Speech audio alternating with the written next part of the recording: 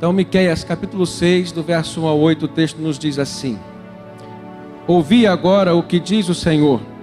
Levanta-te, defende a tua causa perante os montes, e ouçam os outeiros a tua voz.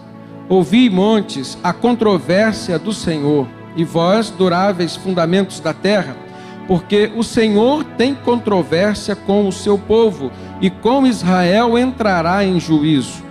Povo meu, que te tenho feito? E com que te enfadei? Responde-me. Pois te fiz sair da terra do Egito, e da casa da servidão te remi, e enviei adiante de ti Moisés, Arão e Miriam. Povo meu, lembra-te agora do que maquinou Balaque, o rei de Moabe, e do que lhe respondeu Balaão, filho de Beor, e do que aconteceu desde Sitim até Gilgal, para que conheças os atos de justiça do Senhor. Com que me apresentarei ao Senhor e me inclinarei ante o Deus excelso? Virei perante ele com holocaustos, com bezerros de 1 ano. Agradar-se-á o Senhor de milhares de carneiros, de 10.000 ribeiros de azeite. Darei o meu primogênito pela minha transgressão, e o fruto do meu corpo pelo pecado da minha alma. Ele te declarou, ó homem, o que é bom e que é que o Senhor pede de ti: que pratiques a justiça, e ames a misericórdia, e andes humildemente com o teu Deus. Queridos, talvez vocês não tenham ainda imaginado o peso que é ouvir a voz de Deus diretamente. O peso não no sentido de algo que oprime, mas o peso no sentido de responsabilidade, de importância, de grau de importância. Você já imaginou se você ouvisse Deus falar diretamente contigo que existe uma controvérsia entre você e Ele? Qual seria a sua atitude se você ouvisse Deus te chamar e falar contigo que quer entrar em juízo com você? Foi exatamente isso que aconteceu com o povo de Israel, a partir desta profecia do profeta Miqueias. Miqueias diz, olha, existe controvérsia entre Deus e vocês. O que é controvérsia, irmãos? A controvérsia é uma divergência de opiniões. A controvérsia, ela existe a partir de um debate, a partir de uma polêmica. E Deus estava declarando que Ele queria debater, já estava debatendo com o seu povo. Já estava havendo uma divergência de opiniões entre Ele e o seu povo. E por isso Ele haveria de entrar em juízo com o seu povo. Algumas pessoas têm usado esse termo, entrar em juízo com Deus, de uma forma errônea, ou seja, que leva a erros. Algumas pessoas já ouvi falarem assim, entre em juízo com Deus, no sentido de buscar do Senhor resposta para os seus problemas, requerendo os seus direitos, perguntando a Deus por que a bênção não vem, por que a solução dos problemas não aparece. Isso não é entrar em juízo com Deus. E todas as vezes que Deus chamou o seu povo para um juízo, a palavra juízo tem sentido de julgamento, um ato de justiça que Deus há de fazer. E quando Deus diz, eu quero entrar em juízo com você, aquilo que está no coração de Deus como interesse primário é fazer um balanço na sua vida. Fazer uma análise com você, te mostrar aquilo que talvez você não esteja vendo. Pesar o que há de bom e o que há de ruim.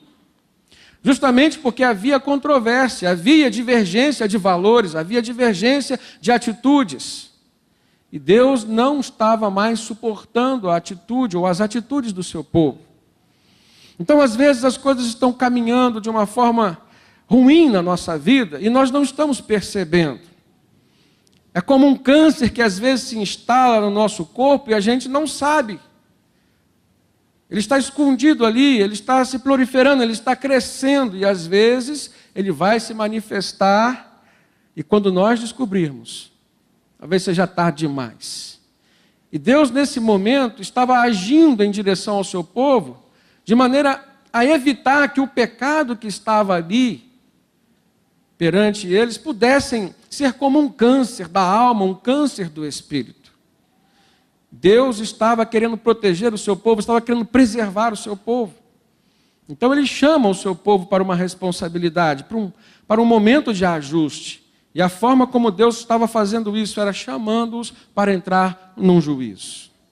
E às vezes, irmãos, nós encontramos situações na nossa vida em que Deus mostra claramente que está discordando daquilo que estamos fazendo ou daquilo que estamos pensando, daquilo que estamos usando como fundamento para as nossas decisões. Há uma pergunta que nós precisamos fazer nesse momento: que tipos de sentimentos e reações temos produzido no coração nosso diante das situações que estamos convivendo? E o que é principal, que tipo de sentimentos nós estamos produzindo no coração de Deus? Que tipo de reações as nossas atitudes despertarão da parte de Deus? As atitudes do povo de Israel no tempo do profeta Miqueias provocaram uma reação de contrariedade, de indignação, de denúncia. Deus estava denunciando por meio do profeta que a maneira como eles estavam procedendo e vivendo não era a maneira ideal para as suas vidas. Então o cenário que o texto nos propõe, irmãos, é um cenário de discórdia, é um cenário de tristeza, é um cenário de indignação de Deus com relação às atitudes do seu povo. E aí, Deus faz duas perguntas e exige do seu povo uma resposta. Olha no verso 3. Ele diz assim: povo meu, que te tenho feito? E com que te enfadei? Responde-me. Nós precisamos refletir sobre o tratamento que Deus nos tem dado. Deus tem falado conosco no sentido de querer nos tratar. Às vezes, dias após dias, poderíamos pensar assim, domingos após domingos, nós nos apresentamos a Deus, talvez desejosos por um milagre na nossa vida. Às vezes nós, domingos após domingos, nós apresentamos a Deus as nossas demandas, os nossos problemas, as nossas aflições. Até dizemos para Deus: olha, estamos com o coração aberto e queremos ser tratados por Ti. Mas o que acontece é que na segunda-feira a história muda. O que acontece é que quando saímos diante do culto, parece que saímos diante da presença de Deus. E começamos a viver novamente a vida que vivíamos antes. Nos esquecemos da onipresença de Deus como um atributo, ou um dos atributos da sua vida, do seu ser. E parece que aquilo que nós estamos vivendo lá fora pode ser dicotomizado daquilo que nós vivemos aqui dentro. Parece que nós podemos ter duas faces. Aquela que nós usamos lá fora, aquela com a qual nós convivemos dia após dia, e uma outra que nós apresentamos dentro da igreja para o Senhor. Até parece que Deus não sabe o que nós somos, o que nós fazemos e o que nós pensamos. Existe um ponto fundamental entre o relacionamento, ou no relacionamento entre o homem e Deus. E esse ponto fundamental é o caráter de Deus. Nós aprendemos que o nosso caráter precisa se espelhar no caráter de Deus. Mas entre precisar se espelhar e ser igual ao caráter de Deus há uma distância. E o caráter de Deus é perfeito, mas o caráter do homem é falho. E Deus, Ele é bondade, mas Ele é também severidade. Deus é justiça. Nós precisamos crer, irmãos, que Deus, como um pai, Ele vai querer preservar a vida dos seus filhos. Deus, como um pai, Ele vai querer educar, vai querer instruir. E o que nós precisamos fazer nessas horas em que ouvimos Deus nos chamar para um balanço geral da nossa vida, é acatarmos a sua palavra, nos despojarmos de nós mesmos, do nosso próprio eu, aquilo que nós temos colocado como prioridade diante de Deus e da nossa vida, e assumirmos aquilo que Deus quer e deseja colocar como prioridade. E só assim, irmãos, nós começaremos a ter fé no fato de que realmente pertencemos a Deus. Eu tenho certeza que quase todos que aqui estão trazem consigo um sentimento de pertencimento ao Senhor. Talvez se eu perguntasse aqui quem já se entregou para Jesus, a maioria levantaria a sua mão.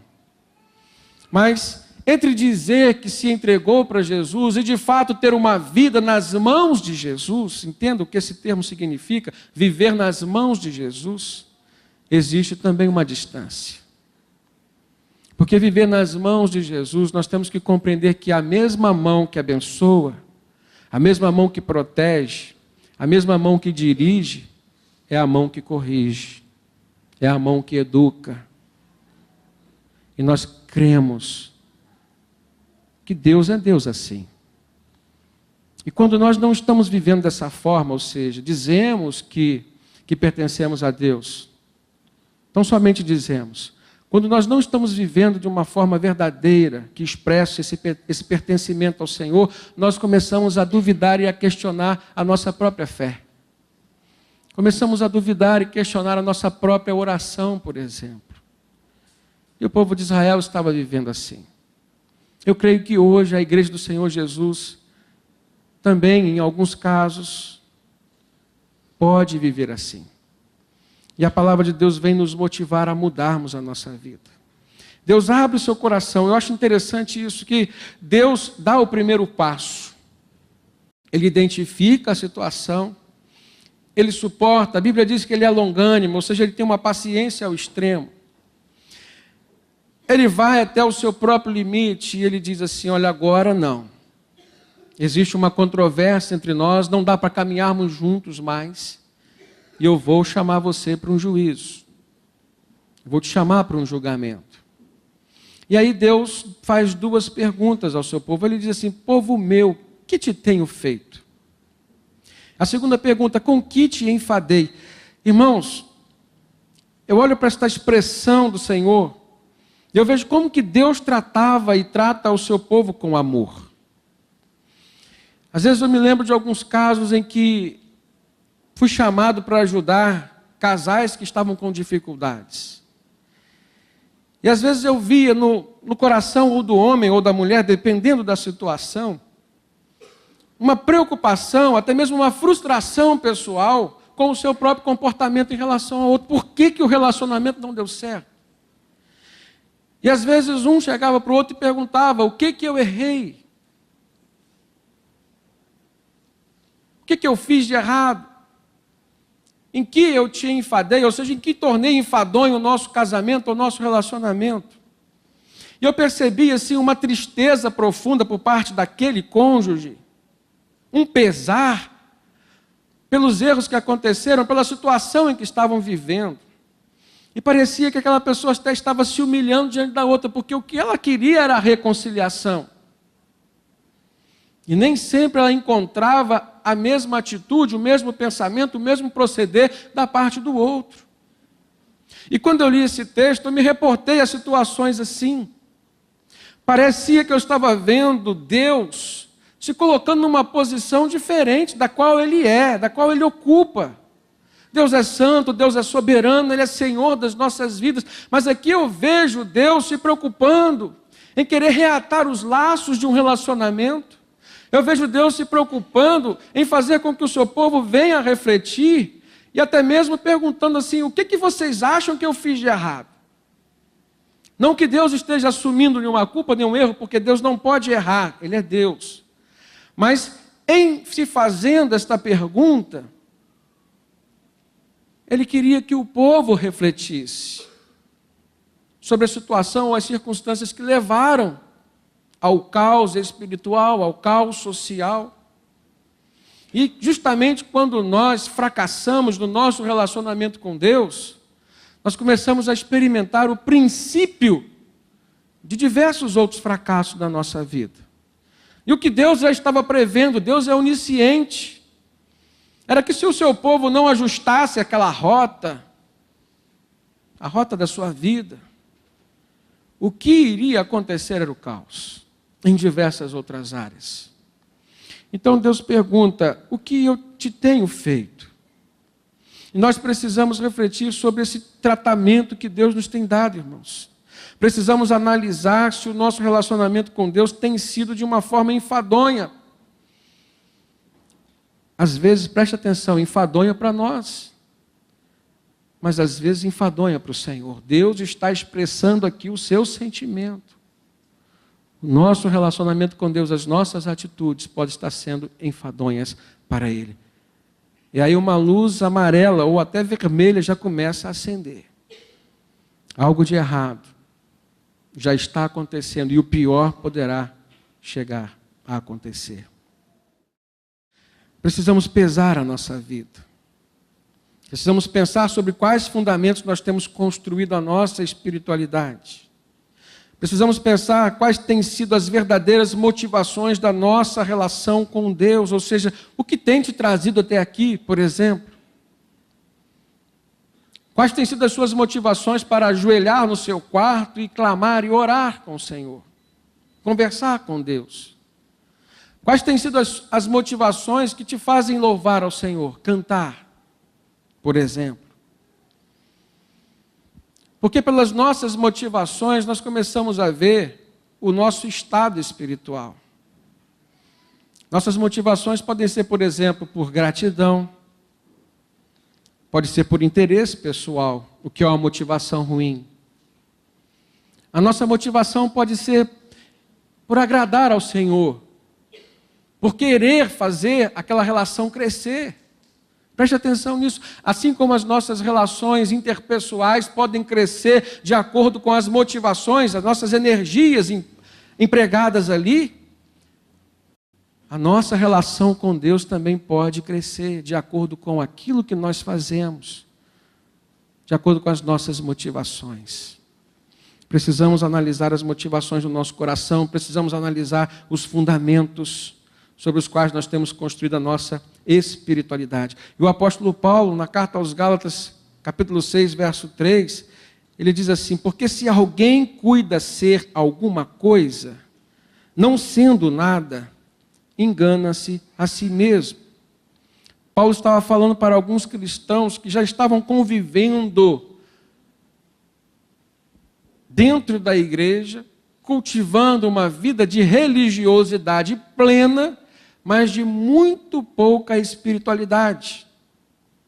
Religiosidade no que diz respeito aos ritos, a participação nas atividades da igreja, religiosidade no sentido do ativismo religioso, do envolvimento com a obra e o serviço, mas espiritualidade naquilo que diz respeito a uma produção interior de sentimentos verdadeiros.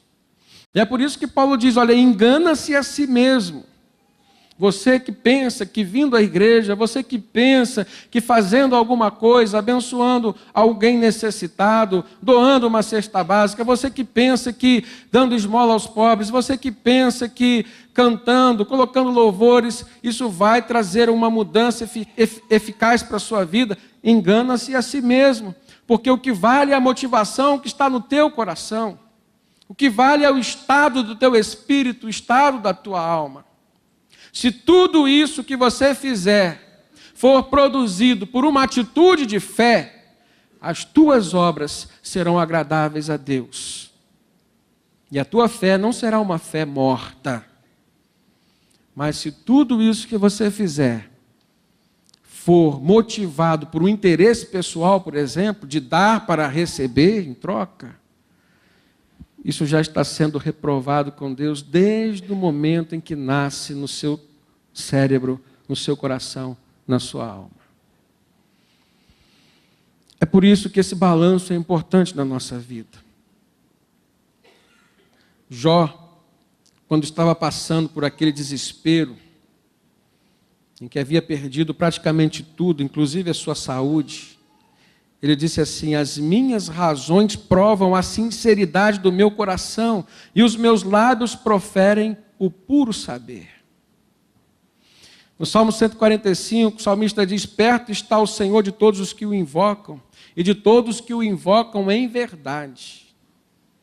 Então, a nossa espiritualidade precisa ser construída sobre o fundamento da verdade, irmãos. Precisamos usar de sinceridade para com Deus, para com as pessoas, para conosco mesmo. Eu quero te levar a pensar que em alguns momentos da sua vida, com certeza, as palavras que você proferiu para Deus não era de fato aquilo que você estava sentindo. Com certeza nós já fizemos isso com pessoas. E também, provavelmente, já fizemos isso com Deus. Sabe quando aquela oração sai automática? Sai de forma mecânica? Sabe quando você acorda num domingo e você já sabe que tem um compromisso e você se desperta para aquele compromisso e você vai automaticamente se preparando e vai para um culto, por exemplo, mas você não se lembra de agradecer a Deus pelo dia, você não se lembra de agradecer a Deus pelaquela oportunidade de cultuar a Ele. Você não reflete sobre a vida. Você nem pensa por que está fazendo aquilo. Nem pensa, nem pesa se tivesse uma outra oportunidade para fazer uma outra coisa, se você continuaria fazendo o que você está fazendo. O convite de Deus ao seu povo era para uma reflexão interior e pensar justamente sobre esses valores. Fazer do relacionamento algo vivo, algo aquecido, algo gostoso, entende, irmãos? Nosso relacionamento com Deus pode nos dar prazer. E para muitas pessoas o relacionamento com Deus tem sido tão somente um fardo pesado. Deus não nos chamou para vivermos um fardo pesado ao seu lado. Pelo contrário, Jesus disse que o seu fardo é leve. O jugo que ele tinha para colocar sobre os seus seguidores era um jugo suave, o jugo do amor, da graça e não da lei. Nós precisamos pensar sobre essa religiosidade que às vezes se maquia na nossa vida. O apóstolo Tiago, ele fala dessa falsa espiritualidade. Na sua carta, capítulo 1, verso 26, ele diz assim: se alguém entre vós cuida ser religioso e não refreia a sua língua, antes engana o seu coração, a religião dessa pessoa é vã. E depois ele diz: a religião que é pura, imaculada para com Deus e para com o Pai Celestial é esta: visitar os órfãos e as viúvas nas suas tribulações e guardar-se da corrupção do mundo.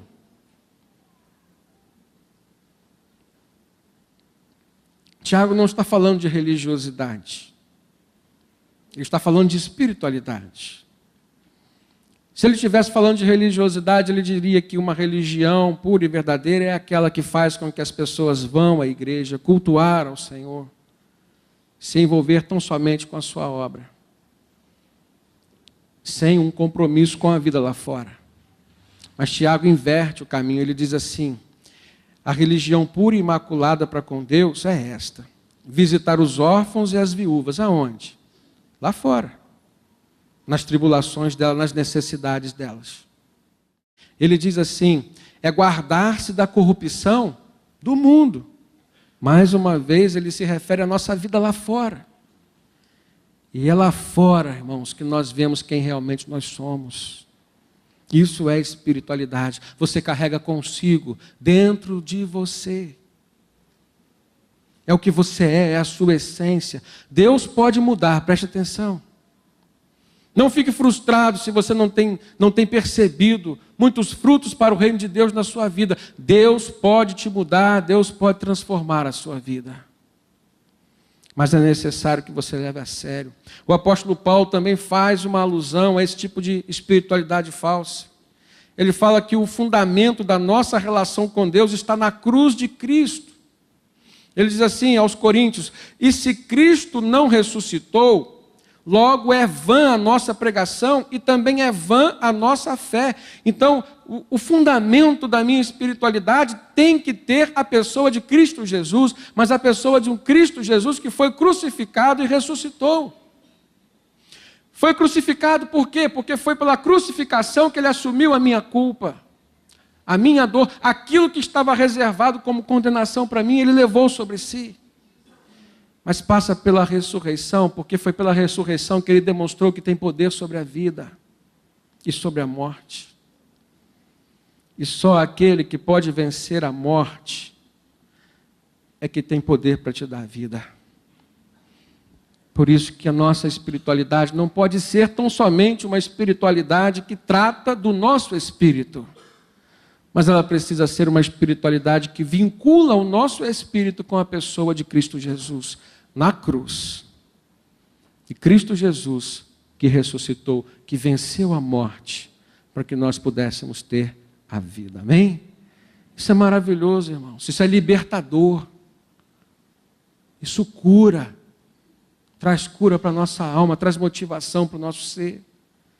Isso é um fundamento da verdade.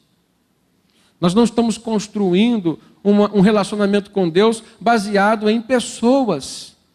Nós estamos construindo um relacionamento com Deus baseado em Jesus Cristo, o próprio Filho de Deus. E Deus pergunta ao seu povo, então, o que eu tenho te feito? Uma coisa nós temos certeza, irmãos, que tudo que Deus faz é bom. Agora, a nossa reflexão tem que partir do ponto da nossa ingratidão. Ou seja, Deus pergunta ao seu povo, o que eu te tenho feito para que você se comporte assim diante de mim e para comigo? Então, no fundo, o que Deus estava mostrando para o seu povo é que havia uma ingratidão, havia uma falta de compromisso, uma falta de sentimento naquela relação. Poderíamos com certeza dizer falta de amor.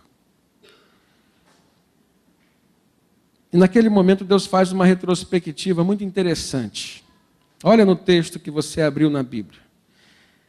Deus faz com que o povo se lembre do seu passado. Verso 4 ele diz assim: pois te fiz sair da terra do Egito, e da casa da servidão te remi, ou seja, comprei tua liberdade. E enviei adiante de ti Moisés, Arão e Miriam, ou seja, dei pessoas que pudessem mostrar direção a vocês. Então o que Deus fez e o que Deus faz ainda, irmãos, poderíamos dizer, é uma obra de libertação na nossa vida. Depois no verso 5, Deus diz, povo meu, lembra-te agora daquilo que maquinou Balaque, o rei de Moabe, e do que lhe respondeu Balaão, e do que aconteceu desde Sitim até Gilgal, para que conheças os atos de justiça de Deus. Então precisamos fazer 3 perguntas nesse momento. Quem foi Balaque para o povo de Deus? E aí nós vamos começar a fazer alguma analogia, né, entre o povo daquele tempo e o povo de hoje. Balaque foi o rei dos Moabitas. Era um povo que habitava num território em que o povo de Israel, ao conquistar a terra prometida, tinha que passar por eles. E quando o povo de Israel vinha guerreando, conquistando a terra prometida, eles se depararam com os moabitas, a terra de Moabe. Mas aquilo que eles já vinham tendo como vitória, na verdade, trouxe um assombro muito grande a Balaque, aquele rei de Moabe. E Balaque, então, chama Balaão. Quem era Balaão? Balaão era um profeta. Não especificamente um profeta do povo de Deus, era alguém que conversava com Deus. E, de fato, o texto mostra Deus conversando com ele. Era alguém que Balaque conhecia e referendava como profeta. Então, Balaque chama Balaão, de uma certa forma, para que Balaão pudesse mostrar qual seria o fim da história, o desenrolar. Haveria uma guerra. Quem haveria de vencer? Isso era importante para Balaque, como um rei que estava vendo que o povo de Israel vinha guerreando e vencendo todas as guerras. E é interessante que Balaão sente um peso da responsabilidade naquele momento. E ele fala com Deus, e Deus diz para ele que aquele povo que estava chegando era um povo que tinha compromisso com Deus. E Balaão sabia que o povo de Moabe não tinha compromisso com Deus. Mas havia uma relação de troca ali. O profeta Balaão recebia algumas benesses do rei Balaque. Infelizmente, isso que havia desde aquele tempo, há ainda nos dias de hoje. Infelizmente, irmãos, preste atenção, Da mesma forma que naquele tempo algumas pessoas procuravam saber do seu futuro, usando outras pessoas, ainda hoje nós vemos essa fraqueza, inclusive no meio do povo de Deus. Um povo que não quer orar, um povo que quer intermediários, um povo que prefere pagar, até mesmo com ofertas, para que possa ouvir algo acerca do seu futuro, da sua vida. Estão institucionalizando o pecado da adivinhação por meio das profecias. A Bíblia fala que profecia existe, mas fala também que a adivinhação é pecado. E fala que a profecia vem de Deus, mas a adivinhação vem do diabo. Preste atenção. Preste atenção a quem você está entregando a sua vida. Preste atenção a quem você está recorrendo. E preste atenção no fato de que se Jesus morreu por você, o véu do templo se rasgou para você também, para que você tenha acesso ao Pai. Jesus não faz acepção de pessoas. No Novo Testamento nós encontramos na Bíblia a declaração de que todos nós fomos feitos sacerdotes, ou seja, todos nós podemos interceder. Você pode interceder pela sua casa, pelo seu casamento, pelos seus filhos, pela sua família. Você tem o dever de interceder pelo seu futuro e colocar a sua vida diante de Deus, sabendo que Ele é poderoso e é fiel para fazer por você aquilo que ninguém pode fazer. Naquele tempo o povo já se corrompia assim também. O povo já queria atalhos, já queria facilidades. E aí, Deus manda que eles também lembrassem o que aconteceu lá de Sitim até Gilgal, 2 lugares distantes. E no livro de Números, no capítulo 22, a partir do capítulo 22, nós vamos ver essa história desenrolando. No capítulo 23, verso 8, Balaão diz para Balaque assim: como que eu posso amaldiçoar a quem Deus não amaldiçoou? Como que eu posso denunciar a quem o Senhor não denunciou? Balaque, o rei dos Moabitas, queria dar uma oferta especial para aquele profeta, para que ele pudesse amaldiçoar o povo de Deus. E Balaão enxerga verdadeiramente o relacionamento entre o povo de Israel e o seu Deus. Nós precisamos ter a convicção, irmãos, de que nós fomos chamados para ser um povo abençoado pelo Senhor.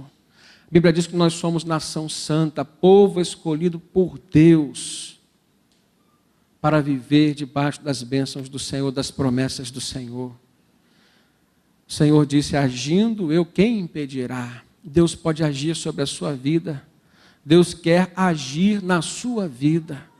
Agora você precisa crer nessa palavra.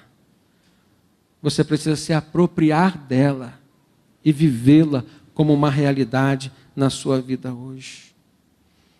Naquele momento, o povo de Deus foi se preservando. Nós enxergamos uma batalha espiritual acontecendo. A coisa tramitava no reino espiritual. Balaão ouvia Deus falar, mas o grande erro de Balaão foi que ele dava ouvidos a Balaque também. O poder do dinheiro se confrontando com o poder do Espírito. Aquele profeta se movia sobre 2 corações. E nós precisamos pensar a nível daquilo que movimenta a nossa vida hoje também. Qual o peso que tem os nossos sonhos materiais diante dos sonhos espirituais de Deus para nós? Você estaria disposto a ter uma vida em paz com Deus, tendo certeza da aprovação dele sobre você, sobre as suas atitudes, mesmo que isso lhe custe alguma renúncia a nível financeiro, por exemplo, a nível de conforto? Você estaria disposto? Quando Deus nos chama para entrar em juízo com Ele, o que Ele está querendo pesar é isso também. Muitas pessoas querem caminhar com Deus enquanto estão andando com um carro novo, enquanto estão tendo uma casa própria, enquanto estão tendo possibilidade de sonhar no campo material da sua vida. Mas o convite de Deus, irmãos, para nós, transcende tudo isso. E se isso for uma condição imposta por nós, eu posso dizer biblicamente que Deus já deu as costas para nós há muito tempo.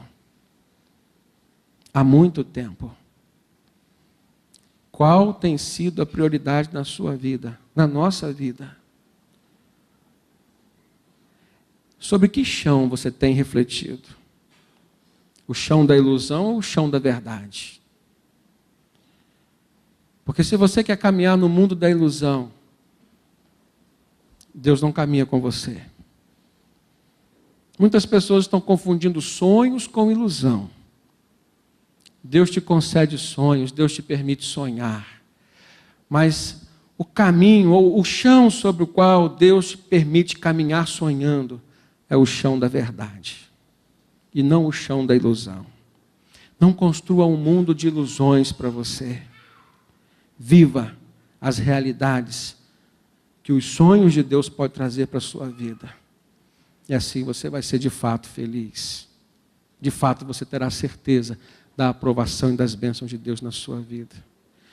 E por último, irmãos, Miqueias faz uma reflexão em resposta a Deus, colocando-se no lugar do povo de Deus. Ele diz assim: com que me apresentarei ao Senhor e me inclinarei ante o Deus excelso? Virei perante a Ele com holocaustos, com bezerros de um ano? Miqueias está aceitando uma situação muito clara para ele, de que Deus não estava mais satisfeito com os sacrifícios que eram oferecidos. Estava muito claro para Miqueias, o profeta, que Deus estava dizendo diretamente que não adiantava ofertar, que não adiantava sacrificar, que não adiantava fazer nada se de dentro do coração do povo não partisse uma atitude pura e sincera, motivada pela gratidão, pelo amor, pela vontade de fazer crescer a presença de Deus na sua vida.